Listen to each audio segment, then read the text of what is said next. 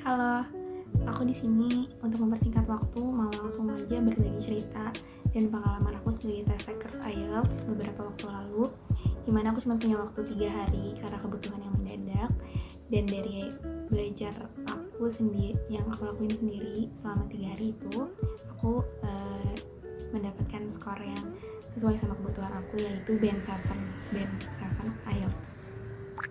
Jadi buat teman-teman test takers yang butuh informasi ini, semoga bisa mendapatkan informasi yang dibutuhkan dari pengalaman aku ini.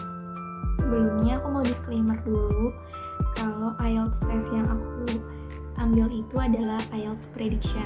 Jadi bukan IELTS official yang diselenggarakan oleh ETS atau Educational Testing Service, yang lembaga yang mengeluarkan official IELTS, tapi ini bentuk prediction test.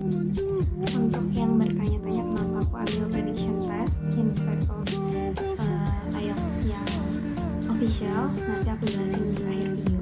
Dan untuk teman-teman test takers yang akan mengambil official bukan prediction seperti aku, mungkin bisa ambil informasi-informasi yang relevan aja, karena aku sendiri belum pernah coba ambil IELTS yang official. Tapi kalau aku lihat dari jenis-jenis soal atau contoh-contoh soal IELTS yang official yang ada di internet dan ada di web lembaga ITS-nya sendiri yang official, itu masih sangat mirip sih soal-soalnya, dan masih satu bentuk atau satu tipe juga. Jadi aku rasa sih gak terlalu jauh perbedaannya dan mungkin informasinya masih relevan. Jadi kemarin aku sempat nyari beberapa lembaga penyelenggara IELTS prediction test. Cukup sulit, tapi akhirnya aku nemu salah satunya itu lewat LIA online test. Nah, meskipun di sini cuma ada TOEFL IBT dan ada TOEIC, tapi kemarin waktu aku hubungi lebih lanjut ke WhatsApp-nya, call center-nya LIA, mereka juga nyediain IELTS. Jadi waktu aku tanya-tanya, mereka nawarin butuhnya TOEFL IBT atau IELTS. Dan kalau TOEFL IBT harganya segini, kalau IELTS kemarin aku 1,1 di bulan November 2020. Jadi totalnya aku punya waktu belajar di tanggal 19, di tanggal 20, sama di tanggal 21. Yang aku lakuin saat itu adalah aku langsung mastiin dulu starting score aku dengan cara simulasi. Nah, karena dengan simulasi ini aku dapat di angka yang sekitaran nilai minimum target aku. Waktu itu target aku 6 sesuai sama requirements lowongan pekerjaan, dan nilai simulasinya 6,5. Karena nggak jauh, aku coba untuk menyanggupi tes di hari ketiga. Lusa harinya aku daftar. Disclaimer dulu, karena aku udah dapat starting point ini, makanya aku bisa dapat gambaran untuk beraniin diri daftar untuk tes tanggal 21. Nah, ini salah satu web yang membantu aku banget, dan aku mau share web ini ke kalian. Dan disclaimernya, ini bukan promosi karena webnya sendiri itu free, dan aku appreciate sih atas keberadaan web ini untuk para test takers yang mungkin hanya bisa belajar sendiri atau otodidak dan gak bisa tanpa les gitu ya. Jadi kita langsung buka aja ya. Jadi aku tuh banyak belajar dari satu situs simulation IELTS gitu, namanya ieltsonlinetest.com.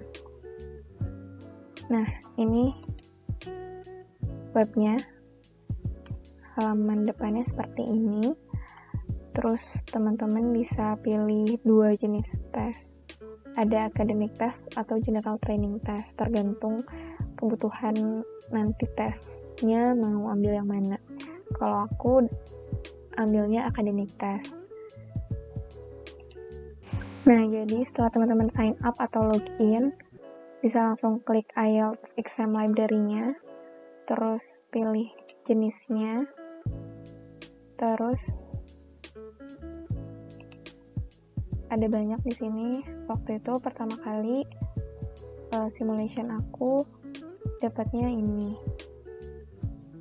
practice pertama kali untuk starting point-nya. Terus Satu lagi, kalian jangan takut bakal kehabisan practice modul karena di sini banyak banget. Dari bulan Oktober aja ada 2, dan tadi kita bisa lihat kalau mock testnya itu ada setiap bulan. Nah, ini yang lebih recent actual test with answers, jadi ini kayak kalau ini mock test mungkin lebih mudah, ini lebih menyerupai, dan satu volumenya aja itu punya 6 practice test. Jadi tenang aja, kalian gak mungkin kekurangan practice modul. Bahkan ini kayaknya ada penjelasan pakai video interaktif. Terus ada lagi IELTS practice test, IELTS practice test plus, simulation test. Jadi banyak banget soalnya.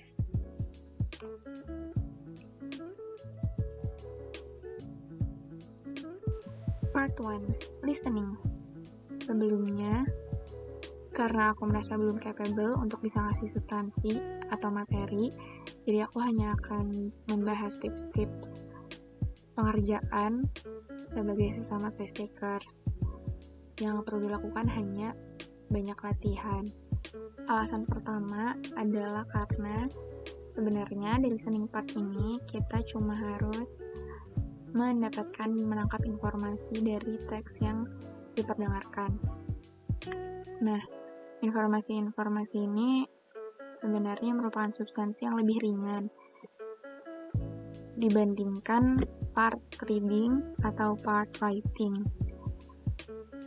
Karena contohnya kita hanya akan dihadapkan pada formulir yang harus kita isi, namanya, alamatnya, postcode. Jadi memang ini salah satu part favorit aku karena substansinya sendiri tidak seberat substansi di part yang lain.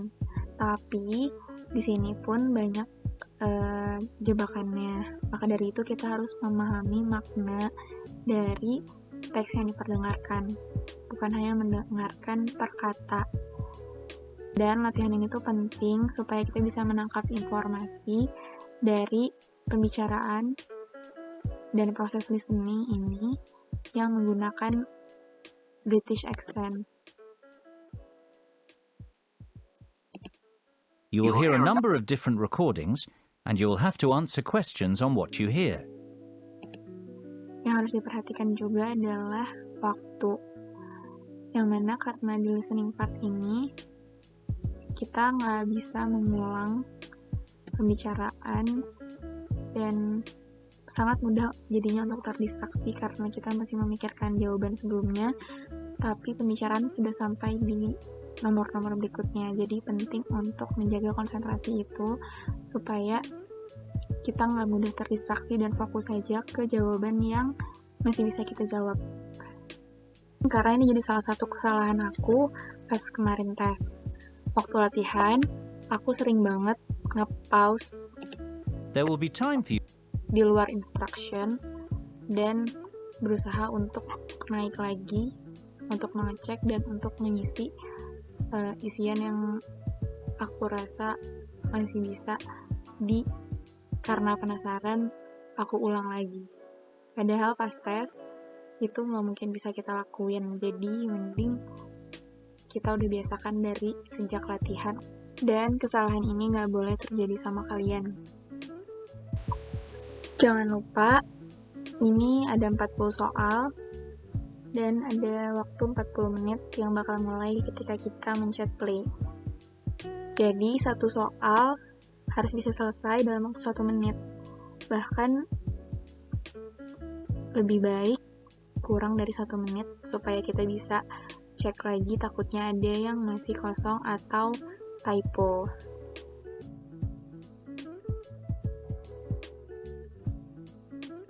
Part kedua adalah reading. Jadi soal reading itu ada 40, waktunya lebih banyak, ada 60 menit. Jadi satu soal baiknya dikerjakan 1 sampai 1,5 menit, tapi lebih baik kalau kurang. Nah, Tips yang bisa aku kasih adalah mungkin sama seperti tips-tips biasanya. Lihat dulu soalnya, baru kita baca dan cari jawabannya. Nah, di part ini, latihan juga jadi salah satu modal paling penting.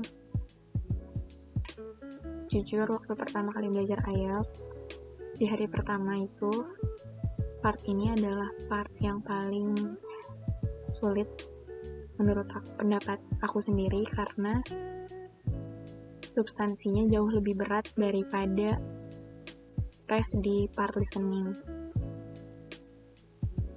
Dan soalnya pun sangat berkualitas karena benar-benar menuntut kita untuk secara tepat mencari jawaban yang sesuai sama konteksnya. Dan gak jarang juga banyak banget soal jebakan. Jadi latihan itu penting buat bisa yang pertama menambah list vocabulary. Karena kalau kita nggak ngerti dan nggak paham vocabulary-nya, sulit buat kita bisa memahami konteksnya secara utuh. Yang kedua, itu bisa menambah kecepatan membaca kita. Itu yang aku rasain. Yang mana dari satu passage aja terdiri dari 5 sampai 6 paragraf yang cukup panjang, tapi yang penting di sini adalah pemahaman atas konteks bacaannya. Selain latihan, yang penting itu adalah mengerjakannya dengan tenang dan harus punya juga curiosity terhadap bacaannya, supaya kita bisa menemukan sisi menarik dari bacaan yang ditampilkan oleh soal. Dan ada beberapa bacaan yang ternyata cukup membawa pengetahuan baru juga buat kita test takers, dan bahkan ada beberapa bacaan juga yang cukup seru untuk dibaca.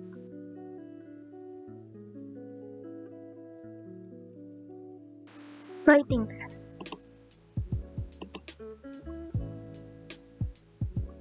Nah, writing test ini sendiri dibagi menjadi 2 section. Ada section pertama sama ada section kedua.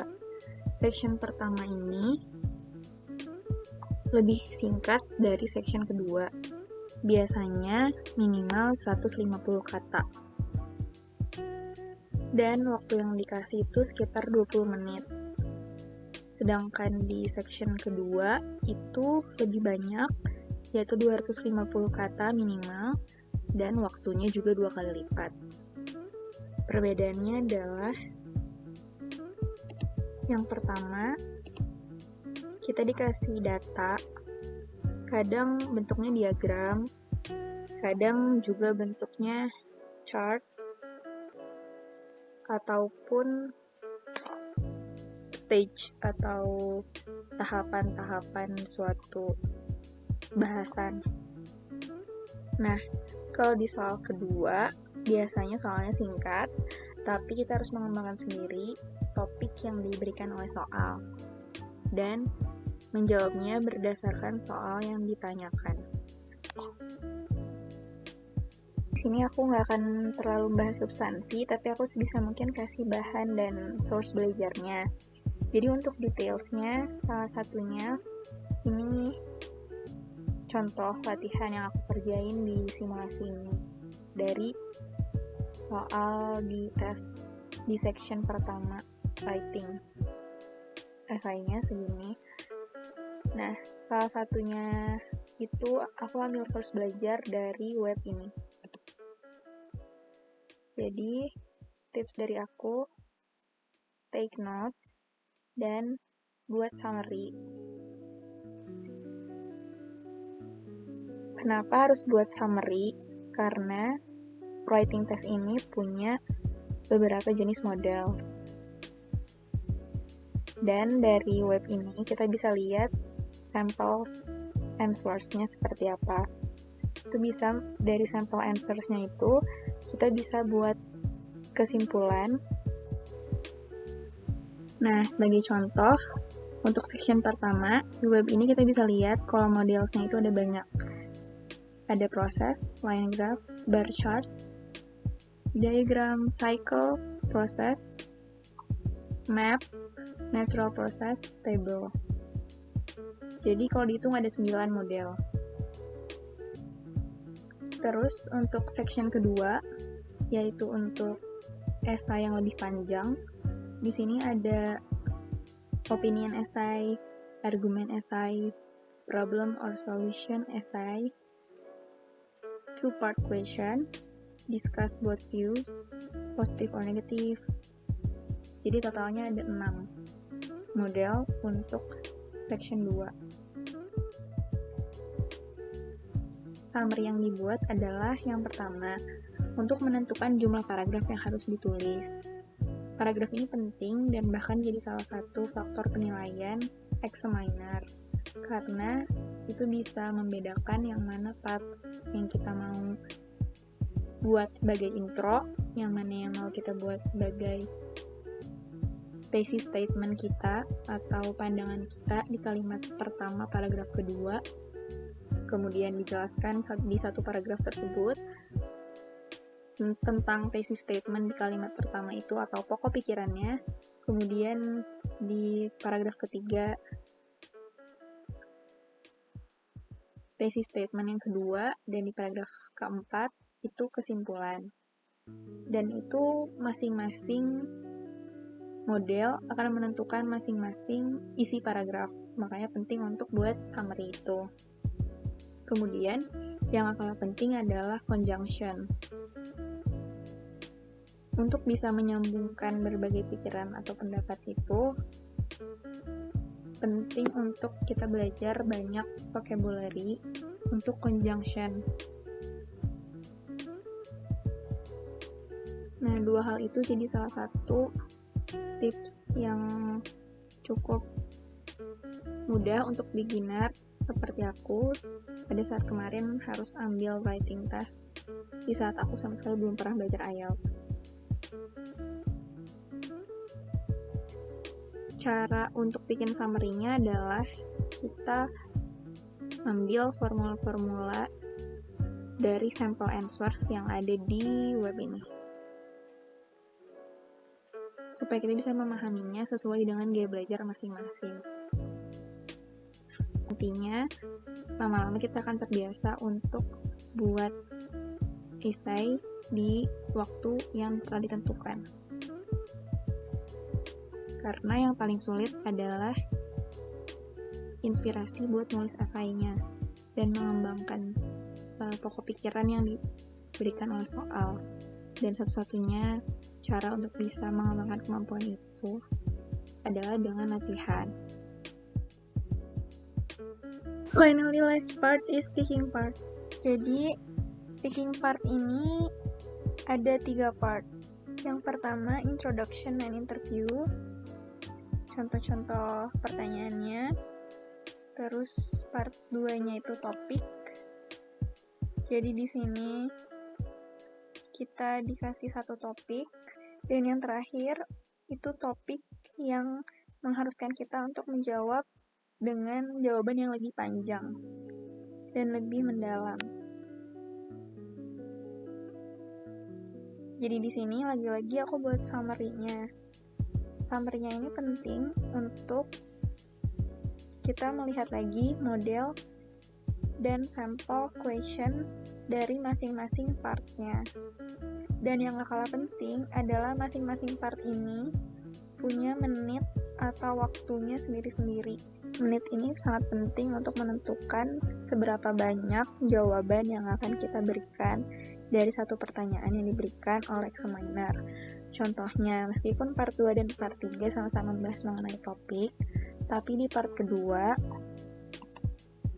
kita akan lebih membahas topiknya secara aktif, sedangkan examiner tidak akan bertanya lebih lanjut terhadap topik tersebut. Jadi, di topik ini, kita akan diberi kertas dan waktu untuk menuliskan sejumlah poin yang akan kita sampaikan selama 5 menit.